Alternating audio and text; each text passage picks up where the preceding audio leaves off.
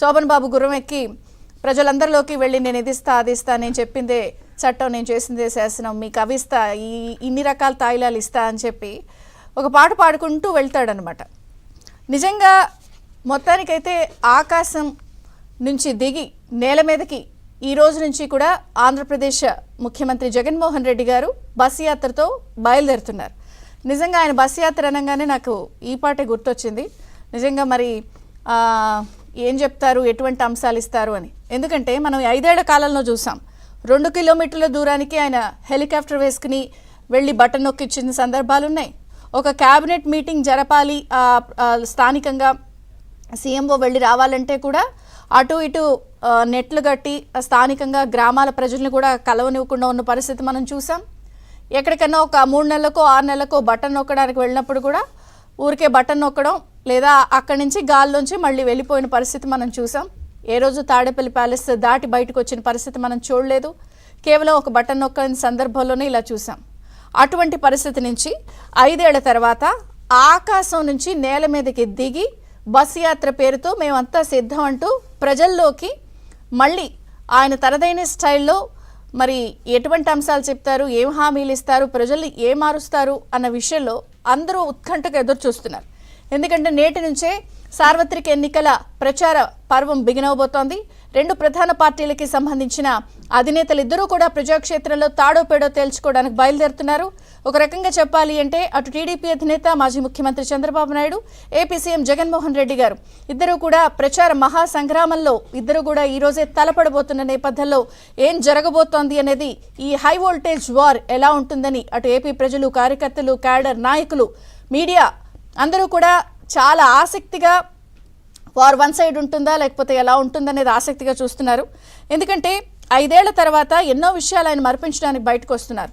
మనం ఆ 3 నెలలకో 6 నెలలకో వెళ్ళిన సందర్భాల్లో కూడా మనం చూసాం. అశోకుడు చెట్లు నాటెను, ముఖ్యమంత్రి జగన్మోహన్ రెడ్డి గారు చెట్లు నరికెను, ఇలాంటివే మనం విన్నాం, చూసాం.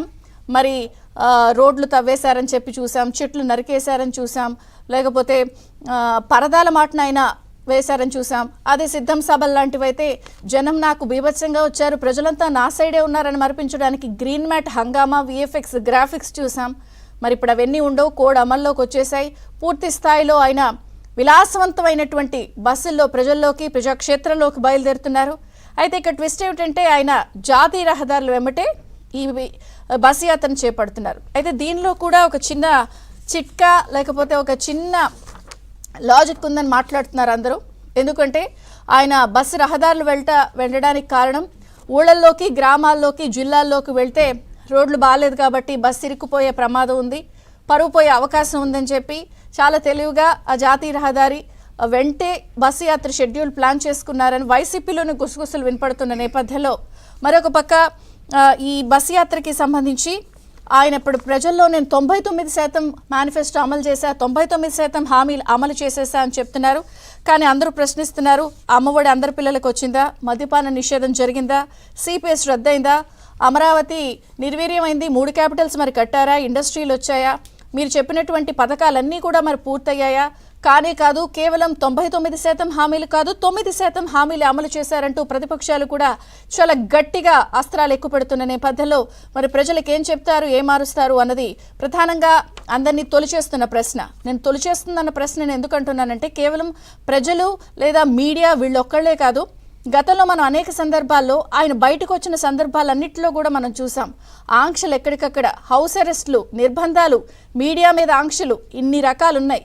కానీ మరి ఇప్పుడు మరి అటువంటి ఆంక్షలు కొనసాగుతాయా, మళ్ళీ హౌస్ అరెస్టులు చేస్తారా, లేకపోతే ఎక్కడికక్కడ నిర్బంధిస్తారా, మీడియాను మరి అలౌ చేస్తారా, ప్రజలకు ఏం చెప్తారు, మరి అన్నీ చేసేసానని మళ్ళీ అబద్ధాలు ఆడతారా అని ఇన్ని రకాల చిక్కుముడులు ప్రశ్నలు తొలిచేస్తున్న వేళ మరి ఆయన బయలుదేరుతున్నారు. ఈరోజు ఇడుపులపాయ నుంచి ఆయన తన యాత్రను ప్రారంభిస్తున్నారు, ప్యాచ్ వర్క్లన్నీ పూర్తి చేసుకుని.